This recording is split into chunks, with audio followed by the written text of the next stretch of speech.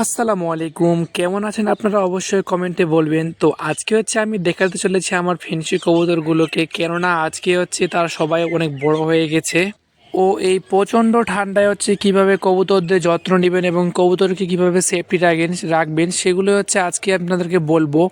এটা একটা ময়ূরপঙ্খী কবুতর বা লক্ষা কবুতর। যারা যারা সৌন্দর্যের জন্য কবুতর পালন করতে চান বা যেন বেড়াল বা কোনো বেজি বা সাপের থেকে দূরে রাখতে হলে আপনারা এরকম এক জোড়া লক্ষা কবুতর পালন করতে পারেন। অনেক সুন্দর এবং অনেক ফ্রেন্ডলি। আপনি যদি খাবার নিয়ে হাতে করে খাবার নিয়ে তাদের ডাকেন তো তারা চলে আসবে আপনার এখানে খেতে। যে দেশি কবুতর বা বুনো কবুতর আসবে না, কেননা ওরা ভয় পায়। আর এরা ততটা ভয় পায় না। অনেক বন্ধুত্বপূর্ণ কবুতর এগুলো। সিরাজি কবুতর, ফেন্সি কবুতর বা ফেন্সি কবুতর বলা হয়, সিরাজি কবুতর, লক্ষা কবুতর, লোটন কবুতর, সবগুলোই কবুতর অনেক বন্ধুত্বপূর্ণ। দেশি কবুতর যেহেতু অনেক ভয় পায়, এরা একদমই ভয় পায় না। তো ঠান্ডার জন্য পুরোটাই আমার অনেক চারদিক থেকে ঢাকানো দেখতে পাচ্ছেন। আর এখন যেহেতু রোদ বের হয়েছে, এখন প্রায় 12টার মতো সময় বাজে, তাই অনেক রোদ। সেই জন্য আমি আমার কবুতরগুলোর সামনের পর্দা তুলে দিয়েছি এবং কবুতরগুলো দেখুন সবাই কত সুন্দর বসে আছে। অনেকদিন ধরে আপনাদেরকে দেশি কবুতরগুলো দেখানো হয়নি। দেখুন চারিদিককার পরিবেশটা, আজকে বেশ অনেক রোদ হয়েছে, কেননা এই সময় অনেক ঠান্ডা। আর ঠান্ডার জন্য আপনারা কবুতরগুলোকে সবসময় সেফটি রাখবেন এবং ফেন্সি কবুতর বা দেশি কবুতর হোক, তাদের ঘরের পর্দা সবসময় ফেলে রাখবেন। আর রোদ হলে পর্দা তুলে দিবেন, অনেক যত্ন করে রাখতে হয়, কেননা যত্ন করে যদি না রাখেন তাহলে অল্পতেই ফেন্সি কবুতরদের ঠান্ডা লেগে যায়। ঠান্ডা লাগলে অনেক সমস্যা হয়, এই সমস্যা মানে পোহাতে পোহাতে অনেক সময় লেগে যায়। তো এটা আমাদের স্টিফানকে হয়তো আপনারা চেনেন, আমার যারা রোজ নিয়মিত ভিডিও দেখেন তারা স্টিফানকে অবশ্যই চেনেন। তো বেশ ঠান্ডা ঠান্ডা ভাব এবং ঠান্ডাও কমে গেছে, হালকা করে ঠান্ডা এখন। আজকে জানুয়ারি মাসের হয়তো 2 তারিখ, হয়তো সম্ভবত, হ্যাঁ 2 তারিখ। এখন ঠান্ডা একটু কমেছে, আবার হয়তো ঠান্ডা শুরু হবে। কেবল এই জানুয়ারি মাসটা ঠান্ডা করবে, তারপর থেকে ঠান্ডা আস্তে আস্তে কমতে শুরু করবে।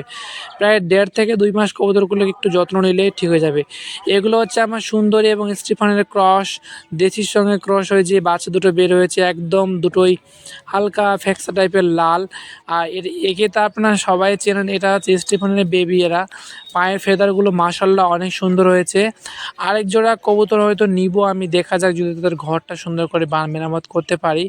এটা আমাদের স্টিফান, আমাদের ভালোবাসার কবুতর। স্টিফানকে সবাই চেনেন, কেননা ও অনেক সুন্দর এবং অনেক ফ্রেন্ডলি ছিল। যেহেতু এখন ততটা ডাকি না কাছে, তো জন্য সে আর আসেও না।